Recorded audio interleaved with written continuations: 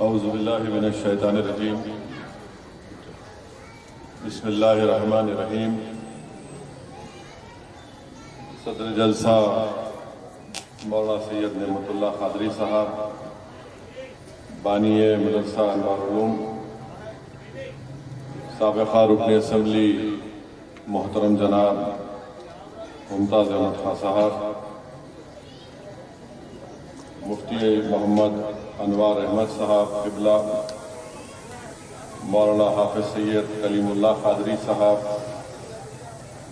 مولانا محمد امتیاز احمد صاحب، حضرت سیف اللہ نوری صاحب، محترم نثار احمد صاحب، معزز حاضرین اکرام، بزرگان ملت، پس پردہ بیٹھ کر سننے والی میری عزت دار اور بہنوں، میں سب سے پہلے جناب مولانا نعمت اللہ قادری صاحب کو مبارکباد دیتا ہوں کہ الحمدللہ جس مدرسے کا آغاز انہوں نے 31 سال پہلے کیا، آج الحمدللہ اس مدرسے سے 400 سے زائد طلباء اور طالبات یہاں سے حفاظ بن کر نکلے ہیں، اور آپ ہی کی سرپرستی میں خواتین کا بھی ایک علیحدہ مدرسہ چلتا ہے، اور یہاں پر پڑھنے والے طلباء اور طالبات کو عالم کی ڈگری جامعہ نظامیہ میں امتحان ہوتا ہے، اس کی بنیاد پر ان کو دی جاتی ہے۔ میں حضرت کو مبارکباد دیتا ہوں کہ اللہ سبحانہ تعالیٰ ان سے 31 سال سے ایک بہت بڑا کام ان سے لے رہا ہے۔ میں اس مدرسے میں پڑھانے والے تمام مدرسین کو، یہاں کے ذمہ داروں کو مبارکباد دیتا ہوں۔ عزیزان ملت اسلامیہ، علم ایک لازوال دولت ہے، ترقی کا ضامن ہے، اور علم ایک نور ہے، جہالت ایک ظلم ہے۔ اسی لیے اللہ سبحانہ و تعالیٰ نے قرآن کریم میں یہ فرمایا کہ کیا جاہل اور عالم برابر ہو سکتے ہیں۔ حدیث شریف میں آیا کہ اللہ کے رسول صلی اللہ علیہ وسلم نے ارشاد فرمایا کہ جو لوگ علم حاصل کرنے کے لیے راستے پہ نکلتے ہیں، اللہ سبحانہ و تعالیٰ ان کے لیے جنت کے راستے کو آسان کر دیتا ہے۔ حدیث شریف میں آیا کہ اللہ کے رسول صلی اللہ علیہ وسلم نے فرمایا کہ جو لوگ علم حاصل کرتے ہیں، ان کے علم حاصل کرنے کی خوشی میں فرشتے ان کی راہوں میں پر بچھا دیتے ہیں۔ اللہ کے رسول صلی اللہ علیہ وسلم نے ارشاد فرمایا کہ جو لوگ علم حاصل کرتے ہیں، زمین و آسمان میں جو چیزیں اللہ نے پیدا کی ہیں، وہ سب اس علم حاصل کرنے والے کے لیے، بشمول پانی میں جو مچھلیاں ہیں، وہ اس کی بخشش کے لیے دعائیں فرماتی ہیں۔ اللہ کے رسول صلی اللہ علیہ وسلم نے فرمایا کہ ایک عالم کو عابد کے اوپر فضیلت اس طرح حاصل ہے جیسا کہ ایک چاند کو تاروں کے اوپر فضیلت حاصل ہے۔ اور علماء انبیاء کے وارثین ہیں، اللہ کے رسول صلی اللہ علیہ وسلم نے فرمایا، اور انبیاء نے کوئی درہم دینار اپنی وراثت میں نہیں چھوڑا، بلکہ انہوں نے علم کو چھوڑا ہے۔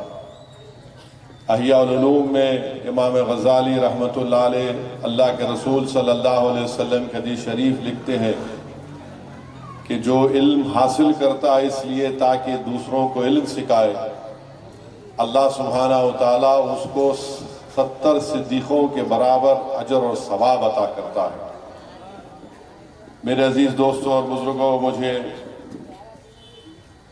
مفتی انوار احمد صاحب سے میری گفتگو ہو رہی تھی، تو جامعہ نظامیہ کے اشاعت العلوم سے جو مکارمۃ الحفاظہ جو کتاب چھپی، اس کے دقائق الاخبار میں یہ چیز لکھی گئی کہ اللہ سبحانہ و تعالیٰ نے زمین و آسمان اور کائنات کو بنانے سے پہلے ازل میں عقیق سے قندیل کو بنایا، اس قندیل کے اندر اللہ سبحانہ و تعالیٰ نے نور محمدی صلی اللہ علیہ وسلم کے چہرے مبارک کو رکھا، وہی چہرے مبارک کو رکھا جس کو دنیا میں بھیجانا تھا۔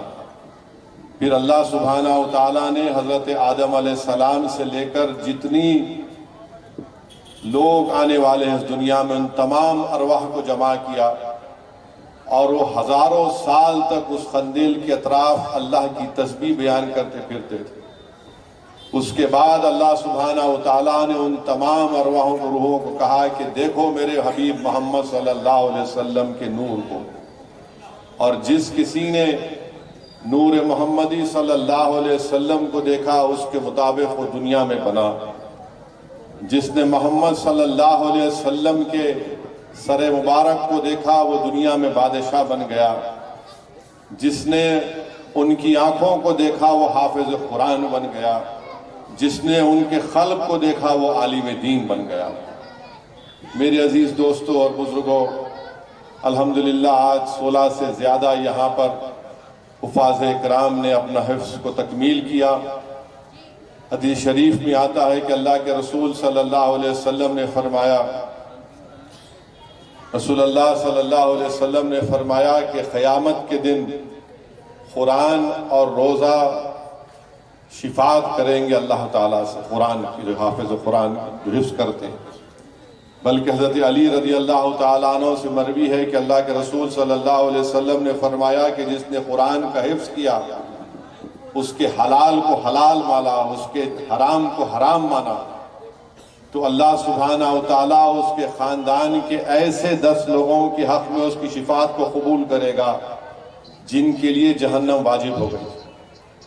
میرے عزیز دوستوں اور بزرگوں، جو لوگ حافظ قرآن ہیں، حدیث شریف میں آیا کہ اللہ سبحانہ و تعالیٰ حشر کے دن، حشر کے میدان کے دن، حضرت آدم سے لے کر محمد صلی اللہ علیہ وسلم کی امت کے سب کے سامنے اللہ سبحانہ و تعالیٰ حافظ قرآن کے ماں باپ کے سروں پر ایک ایسا تاج رکھے گا جس کی روشنی سورج کی روشنی سے بڑھ کر ہوگی۔ تو میں مبارکباد دیتا ہوں ان خوش قسمت حفاظ کرام کو جنہوں نے حفظ کی تکمیل کی، اور مجھے یقین ہے کہ انشاءاللہ تعالی وہ حافظ بن کر نہ صرف طلاب کٹے میں، نہ صرف سرزمین حیدرآباد بلکہ پوری دنیا میں قرآن کے پیغام کو، رسول اللہ صلی اللہ علیہ وسلم کی سنت کے پیغام کو پہنچائیں گے، مردہ دلوں کو زندہ کریں گے اور جہالت کا خاتمہ کریں گے۔ میرے عزیز دوستوں اور بزرگوں، علم کے تعلق سے مجھے ڈاکٹر حمید اللہ رحمۃ اللہ علیہ کے خطبات بہاولپور کا وہ خطبہ آ رہا ہے، جس میں ڈاکٹر حمید اللہ رحمۃ اللہ علیہ جو جامعہ نظامیہ کے عالم دین تھے، اور جو لوگ ڈاکٹر حمید اللہ کو نہیں جانتے رحمۃ اللہ علیہ کو، وہ جامعہ نظامیہ کے عالم دین تھے، اور اللہ سبحانہ و تعالیٰ نے دین کے لیے، دین کے حق میں ان سے اتنا بڑا کام لیا کہ دنیا میں اگر کسی نے فرانسیسی زبان میں قرآن کا ترجمہ کیا تو سب سے پہلا نام آئے گا ڈاکٹر حمید اللہ کا۔ ڈاکٹر حمید اللہ رحمۃ اللہ علیہ خطبات بہاولپور میں نے پڑھا کہ علم کے تعلق سے آپ نے بتایا کہ اللہ کے رسول صلی اللہ علیہ وسلم جب ہجرت فرما کر مدینہ شریف کو تشریف لائے تو اللہ کے رسول صلی اللہ علیہ وسلم نے مسجد نبوی میں جو صفحہ بنایا، چبوترا میں نے اونچا چبوترا بنایا، ڈاکٹر حمید اللہ اس کے تعلق سے لکھتے ہیں کہ دنیا کا سب سے پہلا ریزیڈینشل یونیورسٹی اگر کسی نے قائم کی تو اللہ کے رسول صلی اللہ علیہ وسلم نے۔ مسجد نبوی میں آج بھی وہ جگہ ہے۔ علماء کرام نے لکھا، بلکہ ڈاکٹر حمید اللہ نے لکھا کہ اس مقام پر صحابہ کرام کو ان کو تعلیم دی جاتی تھی، ان کو علم سکھایا جاتا تھا۔ جو لوگ نئے نئے اسلام میں داخل ہوتے تھے ان کو مسجد نبوی میں اس مقام پر بلا کر بٹھا کر ان کو دین اسلام کیا ہے بتایا جاتا تھا۔ اور ڈاکٹر حمید اللہ لکھتے ہیں کہ اس جگہ پر صحابہ کرام کھجور کے خوشے لا کر لگاتے تھے تاکہ جو لوگ وہاں پر بیٹھ کر علم حاصل کرتے ان کو کھجور ان کو ملے۔ تو ایک مرتبہ ڈاکٹر حمید اللہ اپنے خطبات بھاولپور میں کہہ رہے ہیں کہ ایک مرتبہ 80 صحابہ کرام وہاں پر موجود تھے، اور پھر وہاں پر ایسے صحابہ بھی موجود تھے جو توریت کو بھی پڑھنا جانتے تھے، اس کی زبان کو بھی سمجھتے تھے۔ ڈاکٹر حمید اللہ اپنے اس خطبے میں یہ بھی بیان فرماتی ہیں کہ اللہ کے رسول صلی اللہ علیہ وسلم جب ایک وفد آیا تھا موجودہ عمان سے، تو اللہ کے رسول صلی اللہ علیہ وسلم ان سے عمان کے بارے میں پوچھ رہے تھے کہ فلاں شخص کیسا ہے، وہ کیا جگہ ہے، وہ جگہ کیسی ہے۔ تو عمان سے جو لوگ آ کر دین اسلام کو قبول کر رہے تھے، انہوں نے کہا یا رسول اللہ صلی اللہ علیہ وسلم آپ تو ہماری جگہ کو ہمارے سے زیادہ جانتے ہیں۔ تو رسول اللہ صلی اللہ علیہ وسلم نے فرمایا کہ میں تجارت کرنے کے لیے اس مقام پر آیا تھا، اسی لیے اللہ کے رسول صلی اللہ علیہ وسلم نے ارشاد فرمایا کہ اگر علم کو حاصل کرنا ہے تو تم چین کو بھی چلے جاؤ۔ اب آپ دیکھیے کہ 1500 سال پہلے اللہ کے رسول صلی اللہ علیہ وسلم کیا فرما رہے ہیں کہ علم کو حاصل کرنا ہے تو چین کو چلے جاؤ۔ اب چین اور مدینہ شریف ایشیا میں آپ دیکھیں گے کہ مدینہ شریف ویسٹرن سائٹ پر ہے اور چین مکمل مشرق کی جانب ہے، ایسٹرن سائٹ ہے۔ اور ڈاکٹر حمید اللہ کہہ رہے ہیں کہ جس زمانے میں رسول اللہ صلی اللہ علیہ وسلم تجارت کرنے کے لیے عمان کو گئے تھے تو چین سے جو لوگ تجارت کا سامان لے کر آتے تھے وہاں پر ایک بہت بڑا میلہ لگتا تھا، لوگ لا کر اپنا سامان بیچتے تھے۔ تو اس وقت 1500 سال پہلے چین سے عمان کا سفر 6 مہینے لگتے تھے۔ رسول اللہ صلی اللہ علیہ وسلم نے فرمایا کہ اگر علم حاصل کرنا ہے تب بھی آپ چین کو جائیے۔ تو یہ دین کا تقاضا، دین کا مطالبہ یہ ہے کہ کوئی بھی مسلمان جاہل نہیں رہ سکتا۔ یہ واحد دین ہے، یہ واحد اللہ کا کلام ہے، کتاب ہے جس جو پہلی وحی نازل کی گئی اللہ کے رسول صلی اللہ علیہ وسلم پر کہ اقرا پڑھیے آپ۔ تو میرے عزیز دوستوں اور بزرگوں، یہ بہت ضروری ہمارے لیے کہ ہم اپنی اولاد کو تعلیم یافتہ بنائیں، چاہے اس کو عالم دین بنائیں، حفاظ کرام بنائیں، ڈاکٹر بنائیں، وکیل بنائیں، مگر ان کو علم کے زیور سے آراستہ کریں۔ اور یاد رکھیے یہ دین اس بات کا مطالبہ کرتا ہے اس کے ماننے والوں سے کہ تم دین کو حاصل کرو۔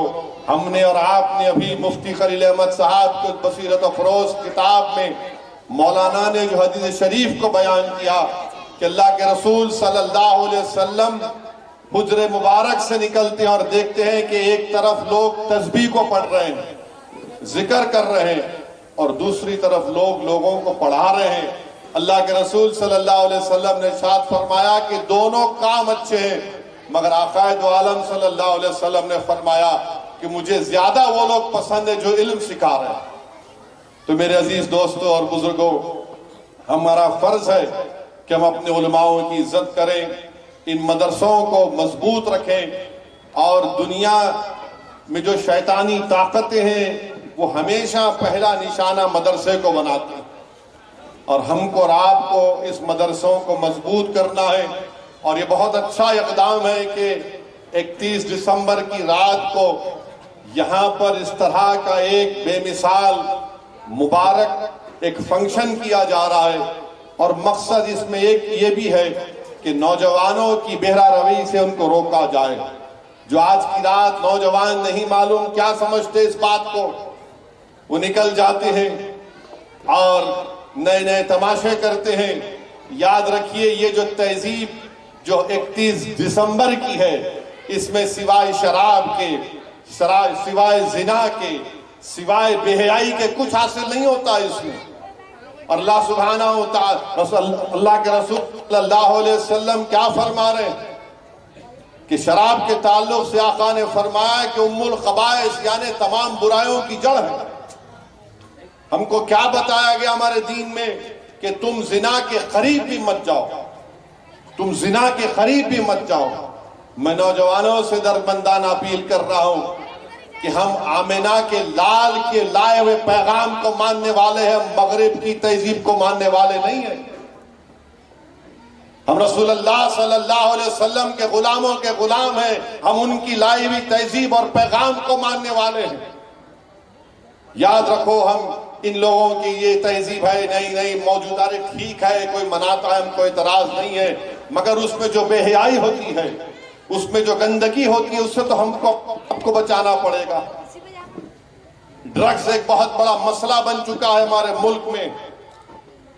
افغانستان میں ڈرگز بند ہو گئے، جب سے طالبان آیا تو میانمار سے ڈرگز بن رہے ہیں، منی پور میں اس کی کاشت ہوتی ہے، پھر دوبارہ میانمار جا کر پورے بھارت میں اور پھر ساری دنیا کو جاتا ہے۔ تو یہ ڈرگز ہماری نسلوں کو برباد کر رہا ہے۔ کیسے روکیں گے ہم ان لوگوں کو؟ ایک دیمک کی طرح اس ملک کے نوجوانوں کو برباد کر رہی ہے ڈرگز، اور بہت ضروری ہے کہ ہم اپنی مذہب کی طرف لوٹیں۔ اور یاد رکھیے، اللہ کے رسول صلی اللہ علیہ وسلم نے ارشاد فرمایا کہ قیامت اس وقت تک نہیں آئے گی جب تک کہ وقت کو سمیٹنے نہیں دیا جائے گا۔ اس کا مطلب یہ ہے کہ ایک سال ایک مہینے کی طرح ہوگا۔ اب آپ اندازہ لگائیے تھوڑی دیر کے لیے کہ میں پچھلے سال یہاں پر آیا تھا، اگر میں آپ سے پوچھوں کہ کیا میں 12 مہینے پہلے آیا تھا یا 1-2 مہینے پہلے آیا تھا، تو آپ بولیں گے یہ تو حالیہ بات ہے۔ قیامت کی نشانیوں میں سے یہ ہے کہ ایک سال ایک مہینے کی طرح ہوگا۔ اب جب آنے والا ایک نیا عیسوی کا سال ہے، ہم کو اپنی ترجیحات کو، اپنی پرائرٹیز کو صحیح کرنا ہے۔ ہم کو یہ کوشش کرنا ہے کہ ہم اپنی اولاد کو کس طرح سے ان کی تربیت دیں، کس طرح سے ان کو علم کے زیور سے آراستہ کریں، کس طرح سے ہمارے نوجوانوں کو ان لوگوں سے بچا کر رکھیں جو وہ اپنے مقاصد کے لیے، اپنی ذاتی مقصد کے لیے، چاہے سیاسی کیوں نہ ہو، ان کو استعمال کرنا چاہتے ہیں۔ علم حاصل کرنے کا پیغام اسلام دے رہا ہے۔ رسول اللہ صلی اللہ علیہ وسلم، پروفیسر ڈاکٹر حمید اللہ رحمت اللہ نے کہا کہ صفا میں پہلی ریزیڈنشل یونیورسٹی بنائی اللہ کے رسول صلی اللہ علیہ وسلم نے۔ تو بعض ایسے بھی ہمارے لوگ ہیں جو کہہ رہے ہیں کہ ہم غریبوں کی بڑی مدد کر رہے ہیں۔ کیسے مدد کر رہے ہیں آپ؟ اسکولوں میں جا کے ان کو بلیک میل کرتے ہیں کہ اتنے ہمارے بچے ہیں، ان کو پڑھاؤ، کیونکہ ہمارے کو ان کا ووٹ ملے گا، تم نہیں پڑھائیں گے فری میں تو ہم دیکھ لیں گے۔ کہ اس طرح سے علم حاصل کرائیں گے آپ بچوں کو کہ اسکول کے بچوں کو، اسکول کے ذمہ داروں کو بلیک میل کریں گے آپ؟ یہ نہیں ہو سکتا، یہ بلیک میلنگ کو ختم کرنا پڑے گا۔ یہ کام ہے انتظامیہ کا، حکومت کا، کہ ایسے لوگوں کو دیکھیں جو لوگ مجلس پہ تنقید کرتے ہیں۔ میں تم سے پوچھ رہا ہوں، بتاؤ تم کون سی تہذیب کی مثال پیش کر رہے ہو؟ تمہاری اولاد جیلوں میں ہے کرپشن اور کیا چوریوں کے نام پر۔ جو مجلس پر تنقید کر رہے ہیں، بتاؤ تم کون سی مثال پیش کر رہے ہو؟ تمہارے گھر میں تم اپنی عزت کو نہیں بچا سکے اور تم قتل کرواتے اور تم آ کر مجلس پر انگلیاں اٹھاتے۔ میرے عزیز دوستوں اور بزرگوں، ایسی طاقتوں سے ہم کو اپنے نوجوانوں کو، اپنے اولاد کو بچانا ہے جو صرف اپنی ذاتی مفاد کے لیے پورے معاشرے کو کھوکھلا کرنے پر تیاری کر چکے ہیں۔ مجلس اتحاد المسلمین انشاءاللہ تعالی ان ایسے حضرات کو، ایسے شیطانی طاقتوں کو، ایسے منصوبے اور تمام لوگوں کو ہم بتا رہے ہیں کہ اب رک جاؤ، تم بہت کچھ نہیں کر سکتے، اب حالات بدل چکے ہیں، تم کسی کو بلیک میل نہیں کر سکتے۔ علم پڑھانا ہے تو تم پڑھاؤ پیسے دے کر، مگر یہ کہنا نہیں ہم کو ووٹ ملے گا اتنے بچوں کو اسکول میں پڑھاؤ، نہیں تو اسکول کے خامیاں ہیں۔ ارے خامیاں تم میں بھی ہے۔ تم کبھی اپنے گریبان میں جھانک کر دیکھے؟ تم اپنے گھر میں جھانک کر دیکھے؟ کیا تمہاری خامیوں کو میں عوام کے سامنے لاؤں؟ تم اگر کسی اسکول کے انتظامیہ کو بلیک میل کرو گے تو مجھے بھی معلوم ہے کہ تم میں کتنی کمزوریاں۔ میرے عزیز دوستوں اور بزرگوں، آج ہمارے ملک میں آپ دیکھ رہے ہیں، میں پکار کر آپ سے برسوں سے کہہ رہا ہوں، اپنی مسجدوں کو آباد رکھو، اپنی مسجدوں کو آباد رکھو۔ تو یہی یہ تمام مخالفین بولتے تھے کہ اویسی اسد الدین اویسی جذباتی تقریر کر رہا ہے.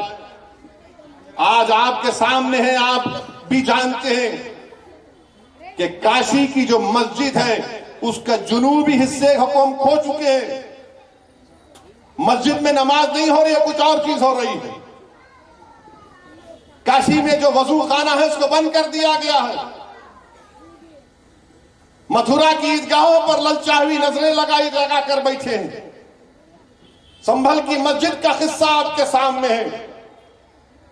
ایک ہی دن میں کیس پڑتا ہے، 1.5 گھنٹے میں آرڈر ہو جاتا ہے، 1 گھنٹے کے اندر سروے ہو جاتا ہے، اور 5 لوگوں کو گولی مار کر شہید کر دیا جاتا ہے. اس سے بھی دل نہیں بھرا تو مسجد سنبل کی مسجد کے سامنے، سنبل کی مسجد آثار قدیمہ کا پروٹیکٹڈ مانیومنٹ ہے. پروٹیکٹڈ مانیومنٹ کا قانون یہ ہے کہ اس کے 100 میٹر کے اطراف میں کوئی تعمیری نہیں ہو سکتا. یہ پارلیمنٹ کا قانون ہے. مگر یہ کون سی سنبل کی پولیس ہے جو آثار قدیمہ کے پروٹیکٹڈ مسجد کے 100 میٹر نہیں بلکہ اس کے 5 فیٹ کے فاصلے پر آؤٹ پوسٹ بنا رہے ہیں، اور وہ آؤٹ پوسٹ وقف کی زمین میں بنا رہے ہیں. مراد آباد کے 39A میں وہ وقف کا درج ہے، سنی وقف بورڈ میں درج ہے، وہاں پر سنبل کی پولیس بنا رہی. نریندر مودی گئے تھے کویت کو تو کویت کے شیخوں سے بڑا گلے لپٹ کے ملے. اب بلا کے کویت کے شیخ کو دکھاؤ کہ تمہاری حکومت یہاں پر کیا کر رہی ہے. کیا کر رہی ہے اتر پردیش کی حکومت؟ کیوں آؤٹ پوسٹ بنا رہے ہیں سنبل میں؟ تاکہ پیچھے جو باولی نکلی ہے اس کا راستہ بند کرنا چاہتے ہیں. ارے وقف کی جائیداد پر تم زمین پر جو وقف اولاد ہے، اب یہ نیا بل جو حکومت لائی ہے اس میں وقف اولاد کو مکمل کمزور کر کے رکھ دیا گیا. پکار کر کہہ رہے تھے، آج بھی کہہ رہا ہوں، وہ وقف کا بل اس لیے لایا گیا تاکہ مسلمانوں سے ان کی مساجد کو چھین لیا جائے، تاکہ مسلمانوں سے ان کی درگاہوں کو چھین لیا جائے، قبرستانوں کو چھین لیا جائے، یتیم خانوں کو چھین لیا جائے. اب آپ کو دکھ رہا ہے ان کی سازش کہ سنبل کی مسجد کے سامنے جو زمین ہے وہ وقف الاولاد ہے. اسی لیے اس بل میں لایا گیا تھا کہ وقف الاولاد کو کمزور کر کے رکھ دیں گے. اب وہاں پہ کلیکٹر صاحب بول رہے کہ نہیں ہمارے کو کوئی کاغذ دکھائی نہیں. اب کلیکٹر صاحب آپ کو جو دیکھنا چاہ رہے آپ دیکھ رہے، جو نہیں دیکھنا چاہ رہے نہیں دیکھ رہے. آپ جو آپ کو بی جے پی یوگی بول رہی ہے وہی آپ دیکھ رہے. مگر 95 ایکٹ کے تحت سنی وقف بورڈ کے مراد آباد میں 39A میں زمین رجسٹرڈ ہے. میرے عزیز دوستوں اور بزرگوں، اپنے اتحاد کو مضبوط رکھیے. یاد رکھیے سرزمین حیدرآباد پر آپ کی ایک علیحدہ سیاسی قیادت ہے جس کو آپ کے ہمارے بزرگوں نے برسوں سے مضبوط کیا ہے. اور آپ کی ایک سیاسی علیحدہ قیادت کی وجہ سے آپ دیکھتے ہیں کہ ہندوستان کی پارلیمنٹ میں مجلس اتحاد المسلمین بے باکی کے ساتھ ان تمام مسئلے اور مسائل کو اٹھاتی. حالیہ پارلیمنٹ کا سیشن ہوا، ہمارے آئین کے سمویدھان کے 75 سال کو منایا گیا. جب میں نے پارلیمنٹ میں اٹھ کر کہا کہ 1962 دسمبر میں سری نگر میں اللہ کے رسول صلی اللہ علیہ وسلم کے منہ مبارک کی چوری ہوئی تھی، پورے ملک میں دنگا ہوا، اور اس کے بعد موجودہ بنگال جو ہمارے ملک میں ہے وہاں سے 8 لاکھ مسلمانوں کو جبراً موجودہ بنگلہ دیش میں دھکیل دیا گیا، تو کئی لوگ یقین نہیں کیے. میرے گھر پر آئے، بولے آپ نے کہا کیسا ہے؟ مطلب یہ ثبوت ہے، یہ کاغذ ہے حکومت ہند کا اس وقت کا، بتاؤ جھوٹ ہے کیا؟ یہ خاموش ہو گئے. وہ پرانی پارٹی کے بڑے چاہنے والے بھی تھے، بولے یہ کہاں سے نکال کے لاتے آپ؟ میں سچائی کو بتا رہا ہوں. 8 لاکھ آج آسام میں لوگوں کو فارنرز کیمپ میں ڈالا جا رہا ہے. ارے 1960 میں پنڈت نہرو کے مرنے سے 1.5 سال پہلے 40,000 مسلمانوں کو آسام تریپورہ سے یہ کہہ کر اس وقت کے ایسٹ پاکستان میں ڈھکیل دیا گیا کہ یہ پاکستانی ہے.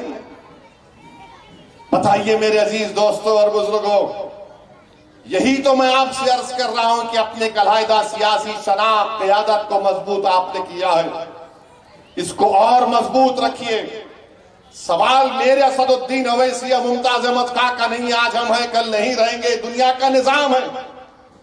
مگر ملک کے حالات اگر کوئی امید لگا کر بیٹھا ہے کہ نہیں اچھے ہو جائیں گے، میں نے پارلیمنٹ میں کہا، باہر بھی کہا، 240 بی جے پی لائی، یہ نفرت کی کامیابی ہے، محبت کی کامیابی نہیں ہے۔